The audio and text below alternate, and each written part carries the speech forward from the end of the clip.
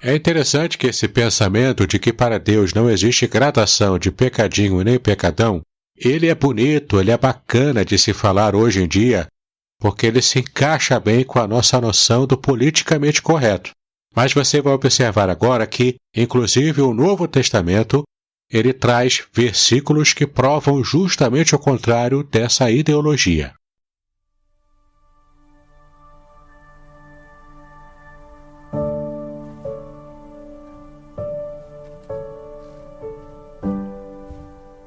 Shalom, você está no podcast Exegese e Exposição. Aqui é o Davidson Bignon. Sou mestre em Ciências da Religião, professor de Exegese Bíblica, pastor evangélico, escritor e também publisher editorial. Seja bem-vindo a mais um episódio.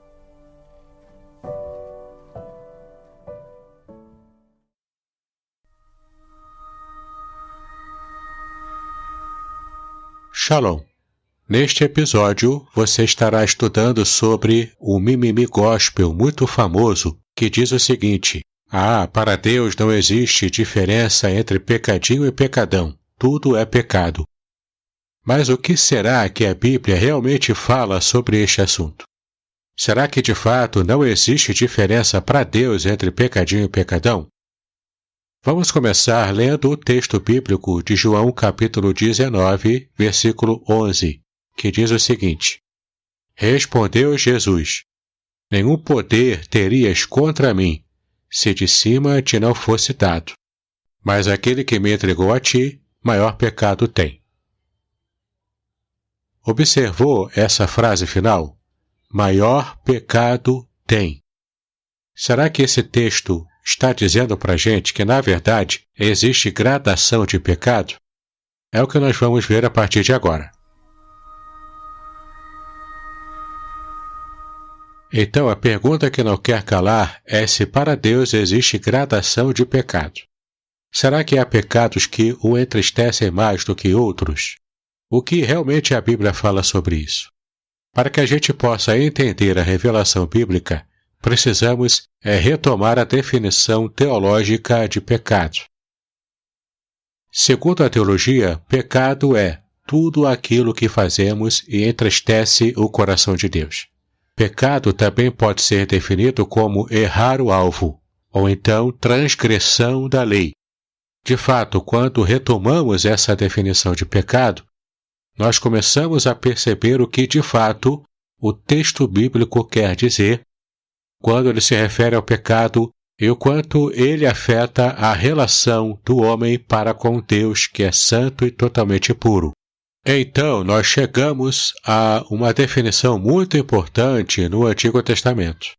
Sim, na lei do Antigo Testamento havia gradação na punição pelo pecado. Observe que, em linhas gerais, a punição da lei era equiparada à gravidade do pecado cometido.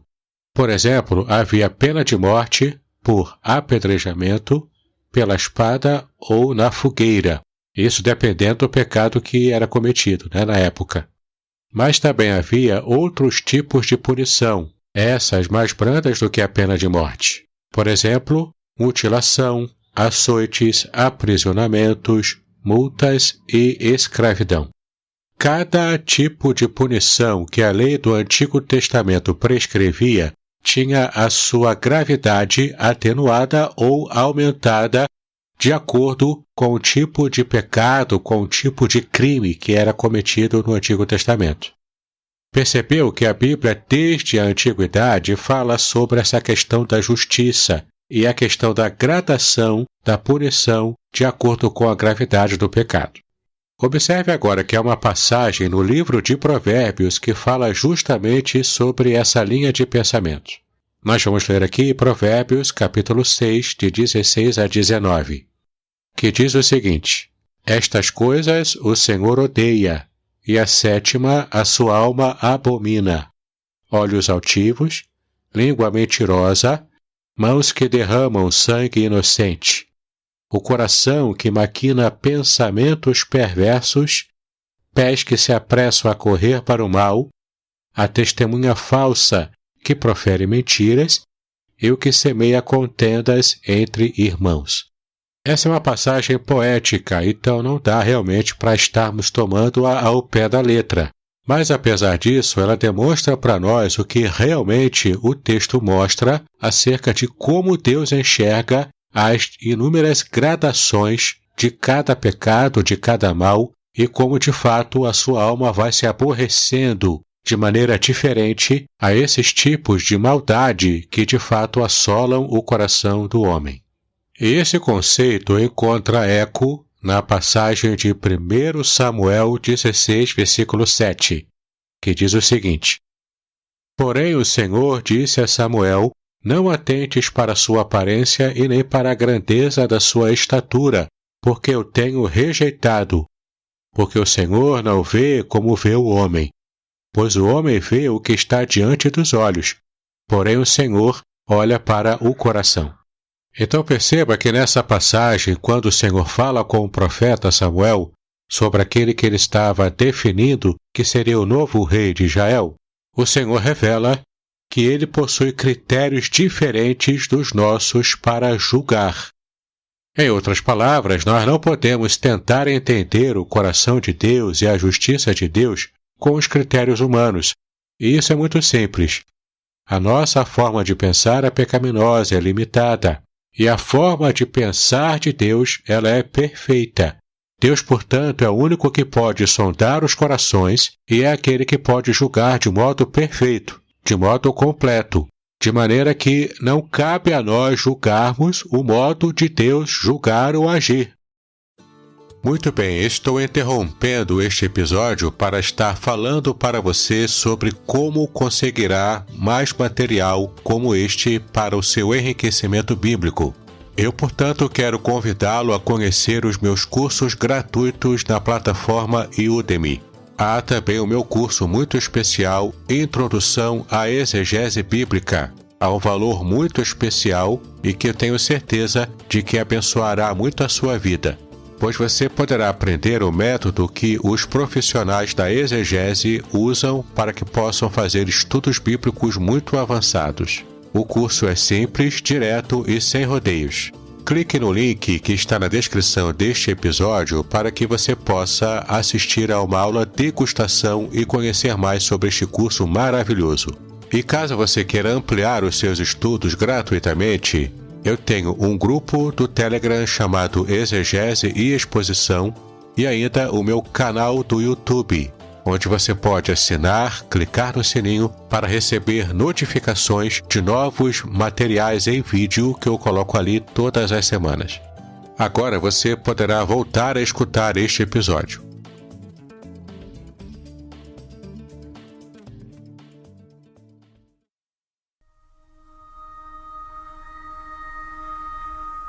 É interessante que esse pensamento de que para Deus não existe gradação de pecadinho e nem pecadão, ele é bonito, ele é bacana de se falar hoje em dia, porque ele se encaixa bem com a nossa noção do politicamente correto. Mas você vai observar agora que, inclusive o Novo Testamento, ele traz versículos que provam justamente o contrário dessa ideologia. Vamos, por exemplo, retomar o texto de João, capítulo 19, versículo 11, que nós lemos no início deste episódio. Lembre-se de que o Senhor Jesus disse: Quem me entregou a ti, maior pecado tem. De fato, a palavra grega que aparece para maior aqui no original é mega. Se fôssemos falar em nossa língua portuguesa no modo corrente, diríamos que Jesus se referiu ao mega pecado daquele que o entregou para ser julgado por Pilatos. Aqui no contexto, ele provavelmente se refere a Judas Iscariotes, que o traiu e o entregou para ser torturado e morto, ou ele pode estar se referindo ao próprio Herodes, que o enviou para ser julgado por Pilatos. Na verdade, o que nos interessa aqui é entender essa expressão maior pecado ou mega pecado. O que Jesus quis dizer com isso? Ele, por certo, estava falando de que havia gradação de pecado e que determinados pecados afrontam mais o coração de Deus do que outros. Seja pela sua gravidade moral, pela gravidade da perversidade do coração humano, que vai aumentando, É só, por exemplo, você retomar o texto de Gênesis, capítulo 6, quando fala que a violência da humanidade foi aumentando de maneira tão grande que Deus entendeu que deveria trazer juízo sobre toda a humanidade, enviando o dilúvio, mas preservando apenas a vida de Noé e da sua família. Isso quer dizer o quê? Isso quer dizer que para Deus a sua medida de tolerância ao erro estava chegando ao limite. Tanto pela quantidade de pessoas pecadoras, quanto também o texto quer dizer que a qualidade do mal estava aumentando. Isso fez com que Deus simplesmente dissesse: basta. Mas duas passagens do Novo Testamento que são importantes para que possamos entender o que o texto bíblico quer dizer sobre este assunto, está em Romanos capítulo 2, versículo 6, que diz o seguinte: o qual recompensará cada um segundo as suas obras. Aqui se refere a Deus no juízo final, que trará recompensa a todo crente mediante as obras que foram feitas. E a segunda passagem de Paulo também é 2 aos Coríntios, capítulo 5, versículo 10, que diz o seguinte: porque todos devemos comparecer ante o tribunal de Cristo, para que cada um receba segundo o que tiver feito por meio do corpo, ou bem ou mal. Está claro que Paulo está se referindo aqui à distribuição dos galardões no final dos tempos. Ou seja, todo cristão receberá galardões maiores ou menores mediante o tipo de serviço que prestou a Cristo e ao seu reino aqui na terra.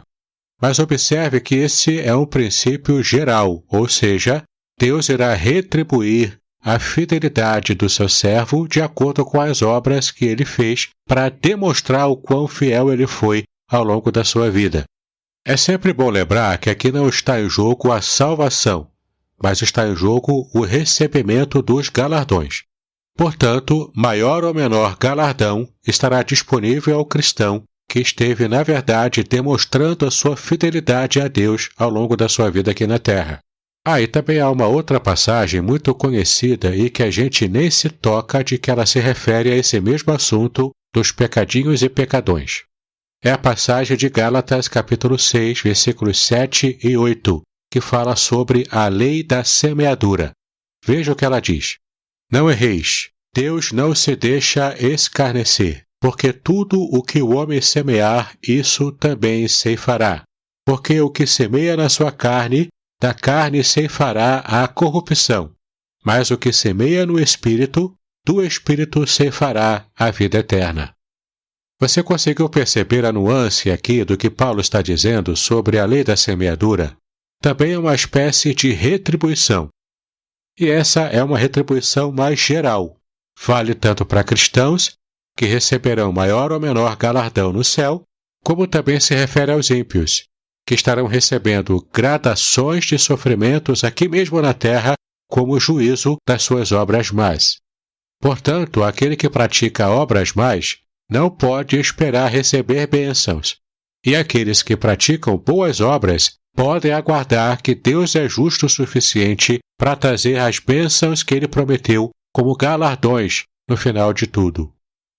Então observe que este princípio da lei da semeadura, ele é geral, vale para todos, inclusive para nossa compreensão se há pecados que afrontam mais ou menos o coração do próprio Deus. Mas há uma passagem muito importante que eu quero ler para você agora. Trata-se de Mateus capítulo 12, versículo 32, que diz o seguinte: e se qualquer disser alguma palavra contra o Filho do Homem, ser-lhe-á perdoado. Mas se alguém falar contra o Espírito Santo, não lhe será perdoado, nem neste século, nem no futuro. Você conseguiu observar o que o Senhor Jesus está dizendo aqui nessa passagem? De que o pecado que é imperdoável é o pecado da blasfêmia contra o Espírito Santo. Que se você for fazer uma exegese criteriosa nessa passagem, você vai ver no contexto de que ele está se referindo aqui às próprias obras do Senhor Jesus, os milagres que ele fazia, e que os seus críticos religiosos estavam atribuindo a uma obra de Satanás.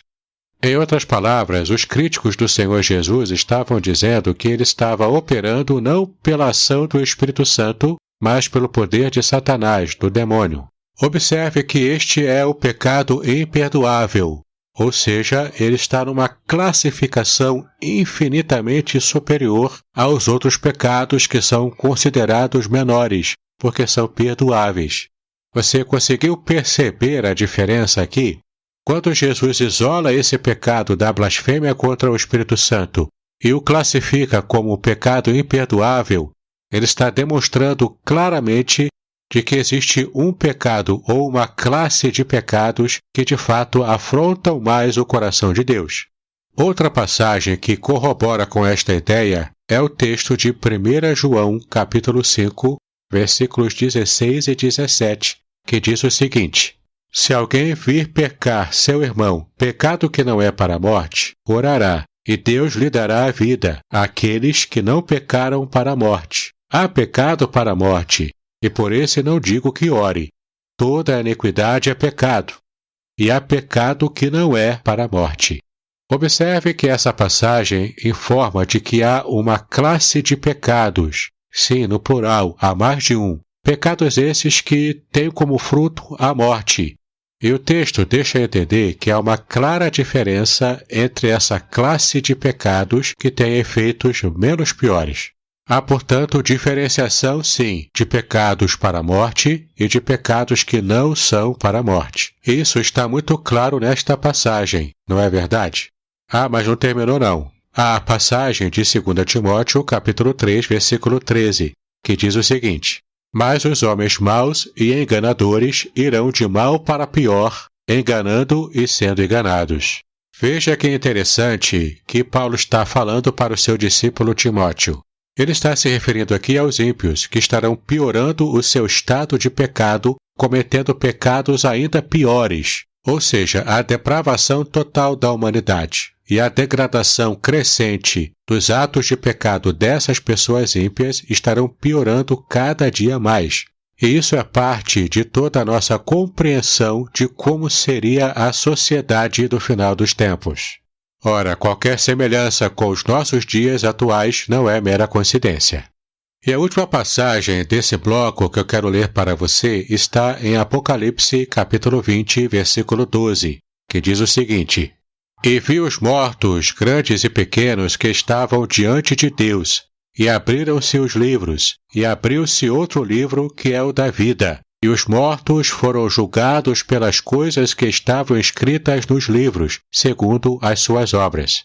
Observe que no dia do julgamento final haverá sim distribuição de bênçãos e também de julgamentos, de acordo com o tipo de obra que foi feito. Em outras palavras, isso quer dizer que o ímpio que praticou durante a sua vida impiedade cada vez maior, estará recebendo rigor maior no seu julgamento final.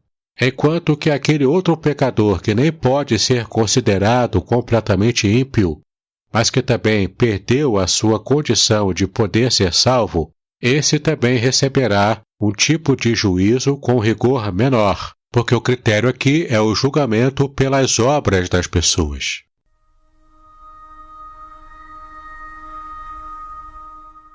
Agora pense comigo qual seria o provável motivo desta confusão, inclusive da criação desse mimimi gospel. No meu entender, muito provavelmente, esse mimimi surgiu por causa de uma incompreensão da natureza do perdão divino. Sim, observe a passagem de 1 João capítulo 1, versículo 9, que diz o seguinte: Se confessarmos os nossos pecados, Ele é fiel e justo para nos perdoar os pecados e nos purificar de toda a injustiça. Observe, portanto, que esse texto de 1 João 1,9 diz que Deus perdoa qualquer pecado, desde que haja arrependimento e confissão desse pecado. Compare agora com Provérbios 28, versículo 13, que diz o seguinte: O que encobre as suas transgressões nunca prosperará, mas os que as confessa e deixa alcançará misericórdia. Você conseguiu perceber nessas passagens qual o critério que Deus estabeleceu para que possa perdoar pecados? É justamente o arrependimento e a confissão deles. No entanto, como nós já vimos, há um tipo de pecado que é a blasfêmia contra o Espírito Santo, que é tão grave diante de Deus que não há perdão, mesmo que haja arrependimento e confissão. Só isso já demonstra a nossa compreensão bíblica de que há sim diferença entre pecadinho e pecadão. E Deus leva em conta essa diferença, trazendo, portanto, a sua justiça perfeita de forma equiparada ao tipo de pecado, ao tipo de afronta cometida pelo pecador. Uma outra possível razão para que esse mimimi gospel tenha surgido é a incompreensão da natureza das consequências dos pecados. Lembre-se do que vimos anteriormente sobre a lei da semeadura. E observe agora Gálatas capítulo 6, versículos 7 e 8, que diz o seguinte: Não erreis, Deus não se deixa escarnecer, porque tudo o que o homem semear, isso também ceifará. Porque o que semeia na sua carne, da carne ceifará a corrupção, mas o que semeia no Espírito, do Espírito ceifará a vida eterna. Então observe que o texto de Gálatas informa que as consequências vêm na proporção do pecado cometido. Sim, este é o princípio básico de justiça, e Deus sabe disso. Por isso Deus usa este princípio de trazer o tipo de consequência proporcional ao erro que foi cometido. Portanto, na minha opinião, é muito possível que esses dois erros de interpretação tenham motivado a criação do mimimi gospel de que para Deus não existe diferença entre pecadinho e pecadão. É claro que, de um modo geral, tudo é pecado, e todo pecado, seja ele pequeno ou grande, ele afasta o ser humano de Deus. Ninguém está duvidando ou discutindo sobre este princípio. Mas a questão aqui nesse estudo é saber se o que Deus revelou na sua palavra é de que, de fato, todo tipo de pecado traz o mesmo tipo de afronta ao coração santo de Deus. E nós já vimos aqui que não. Cada pecado, maior ou menor, traz também afrontas diferenciadas ao coração de um Deus que é santo. Lembrando ainda de que há o pecado que não tem perdão. E esse pecado que é para a morte, ou essa classe de pecados que são para a morte, sequer devemos orar pelas pessoas que os cometem. Você conseguiu perceber como Deus leva a sério esse assunto? Então, não é simplesmente aquele lugar comum na compreensão comum de que o cristão deve orar por todo tipo de pecado. Essa é uma visão antibíblica. Há essa classe especial de pecados que é para a morte, e nós sequer podemos orar. E se teimarmos e orarmos por aqueles que estão cometendo pecados para a morte, nós é que estaremos pecando contra Deus. Isso é forte, não é verdade?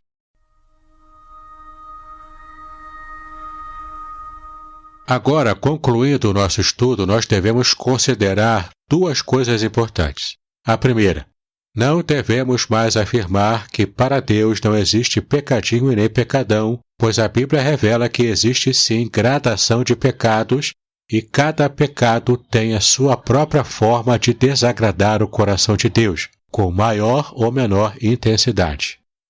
E, em segundo lugar, devemos entender que não cabe a nós julgar quem comete pecado maior ou menor, pois isso compete apenas a Deus. Sim, isso é muito simples. Nós não temos a régua de aferição do tipo de pecado que afronta mais o coração de Deus e o tipo de pecado que afronta menos. Portanto, esta distinção que a Igreja Católica Romana faz de pecados veniais e pecados mortais, elas podem não refletir claramente o que Deus realmente pensa sobre esses pecados. Dessa forma, não cabe a nós, como igreja ou como indivíduos cristãos, estar trazendo essa régua divina de aferição de pecados que afrontam mais ou menos o coração de Deus. Precisamos então nos recolher à nossa insignificância e deixarmos que Deus esteja realmente trazendo o juízo final sobre esse tipo de pecado maior ou menor. O único que pode realmente julgar com justiça sobre esses pecados maiores ou menores é o próprio Deus. Portanto, meu irmão, minha irmã, abstenha-se de fazer esse tipo de julgamento. e deixemos com que Deus esteja tomando a decisão final sobre este assunto, porque afinal, somente Ele é que é o soberano nessa história, e não nós. Muito bem, já chegamos ao final deste episódio e eu quero convidar você a observar na descrição um link onde há a apostila com todo o resumo do que você ouviu neste podcast. É só você baixar a apostila e observar que ao final do conteúdo resumido há uma parte de anexos. No primeiro anexo eu coloquei um texto retirado do Antigo Testamento interpretado versículo por versículo de Champlin. Esse texto fala sobre gradações de pecado. É um texto pequeno, mas ele é bastante interessante sobre o assunto para complementar o que nós vimos aqui.